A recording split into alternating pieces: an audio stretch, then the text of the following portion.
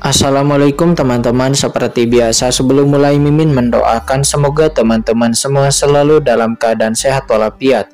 Oke, kali ini kita akan melanjutkan Martial Master versi novel bagian 2089. Bagi yang baru bergabung, selamat bergabung. Dan bagi yang belum subscribe dulu lah agar Mimin tambah semangat lagi nih bikin videonya. Oke, kalau sudah kita langsung masuk ke isi ceritanya. Berubah. Senjata tingkat kaisar dunia bawah itu adalah harta karun dunia bawah yang tersisa di laut kosmik selama perang dunia bawah.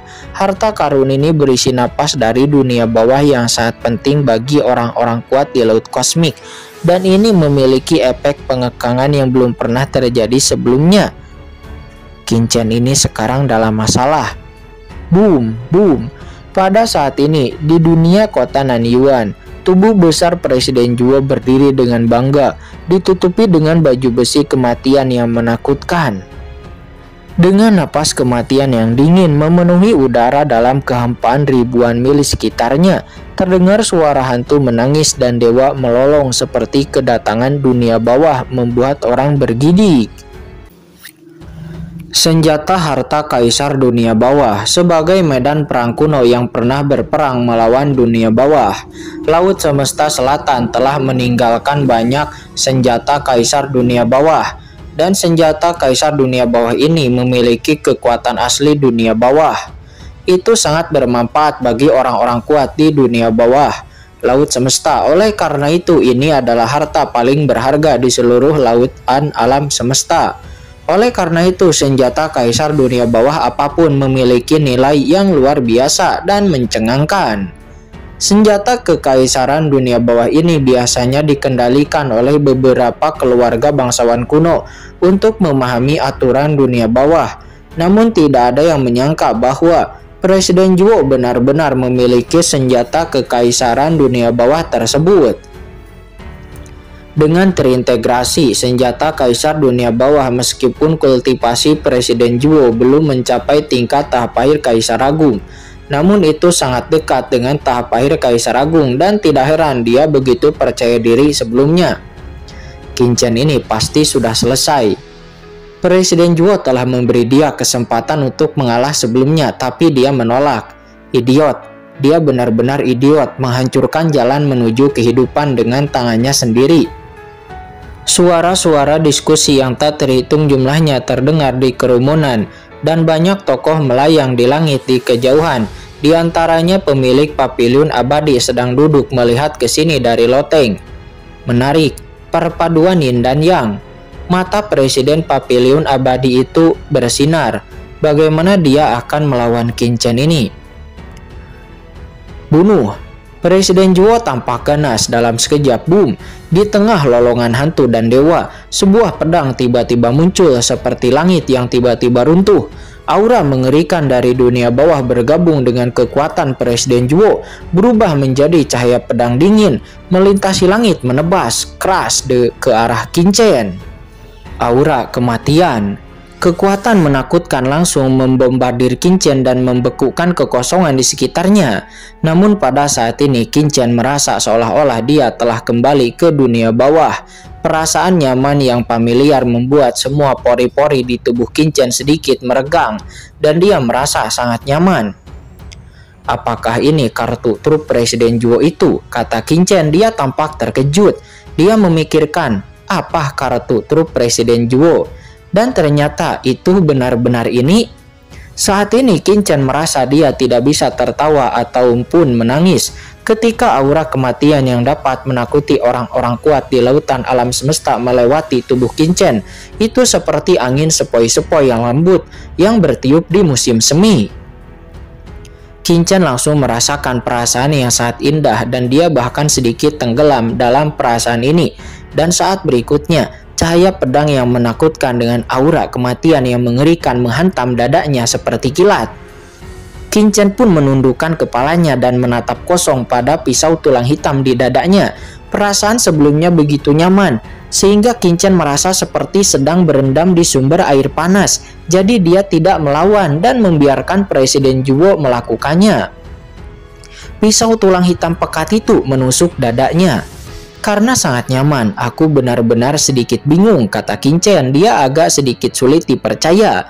Namun di mata semua orang di kota Nanyuan, Qin-chen benar-benar ketakutan dan terkurung oleh aura kematian milik Presiden Zhuo, dan dia tidak dapat melarikan diri sama sekali dan hanya bisa menyaksikan dia dipukul oleh Presiden Zhuo. Bagaimana kabarnya? Semua orang memandang Qin-chen yang terkena pisau tulang hitam dengan ekspresi gugup di mata mereka.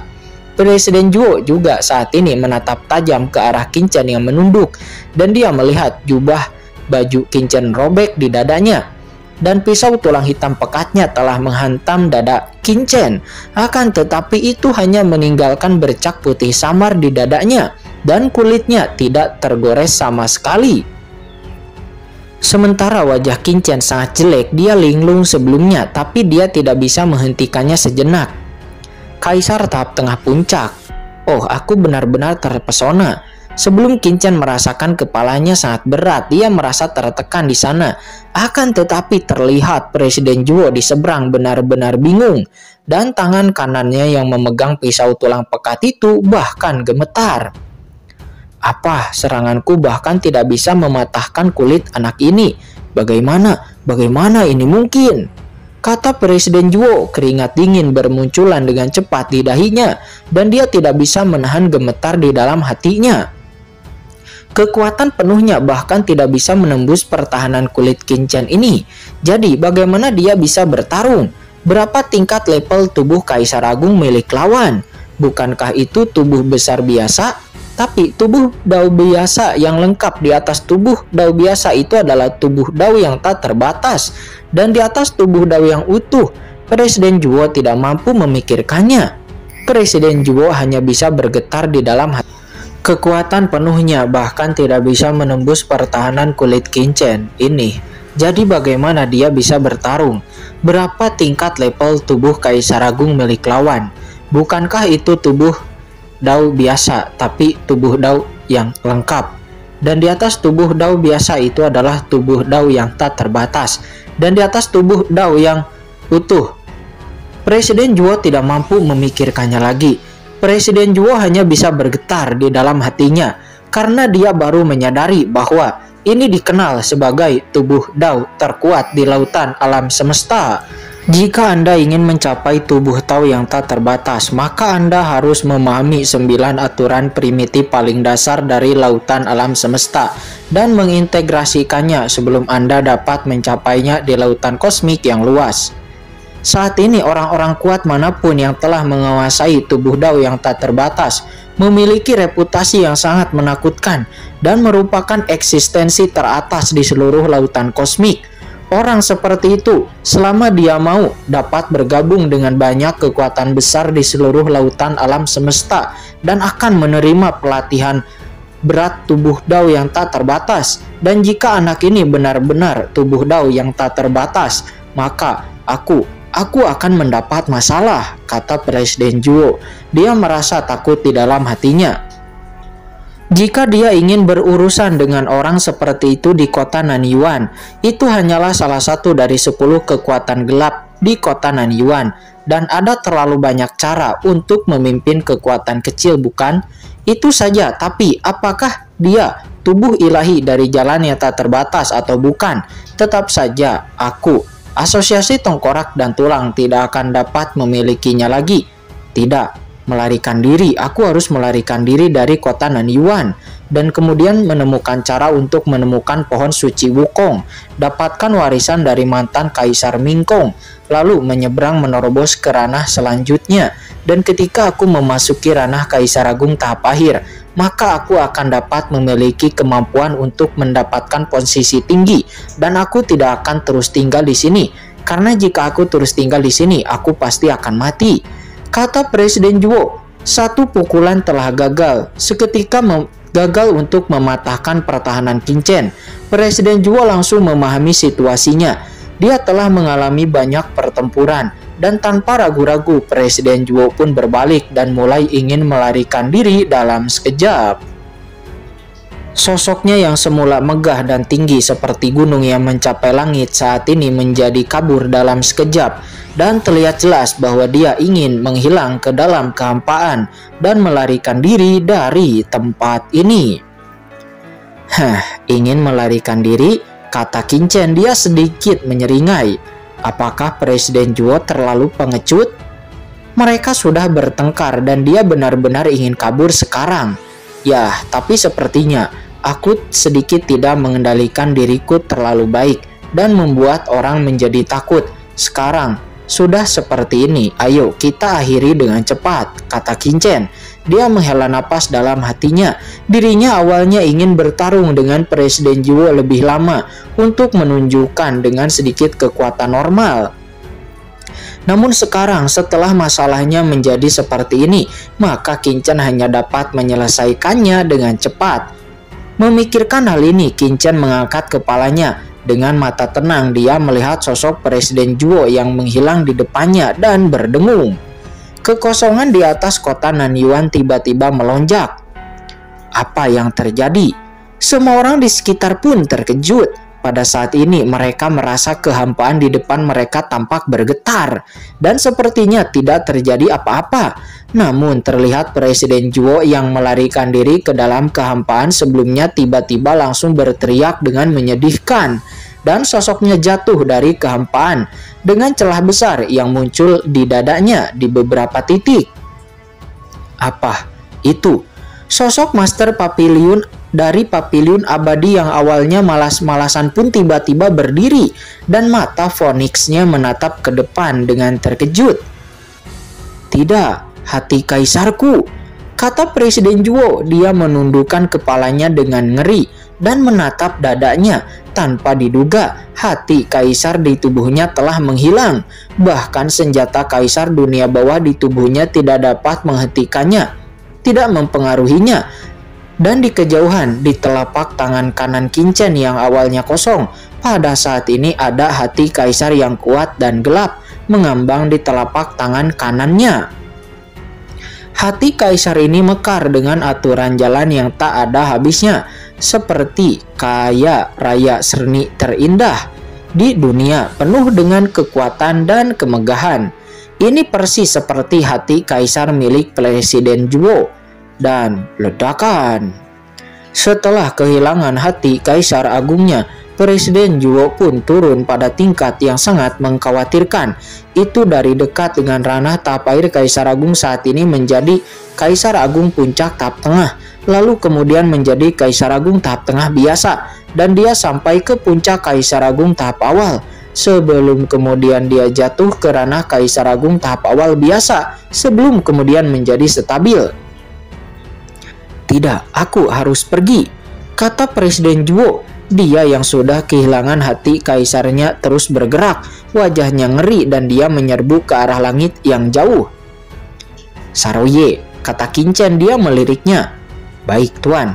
Saroye yang sedang berjaga di luar tiba-tiba matanya melebar dan dalam sekejap dia muncul di depan Presiden Zhuo dan lalu meraih kepala Presiden Zhuo dengan cakarnya yang tajam.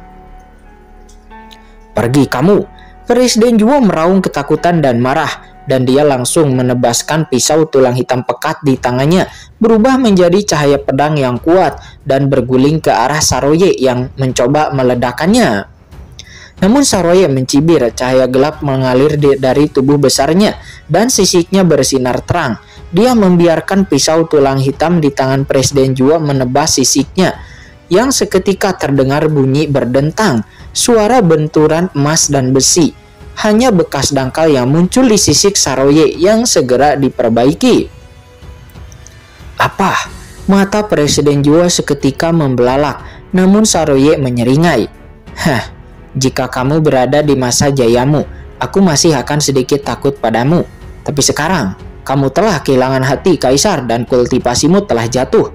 Beraninya kamu menjadi sombong di hadapanku, kata Saroye. Setelah melahap beberapa hati kaisar, tingkat kultivasi Saroye telah meningkat pesat dibandingkan sebelumnya.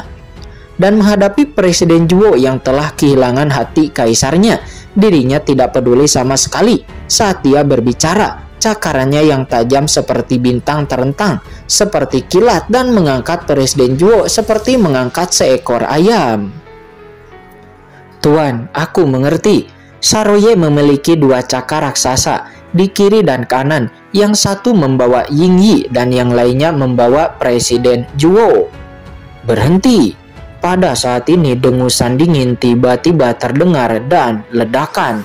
Di kehampaan yang jauh, sebuah benteng mekanis yang menakutkan turun.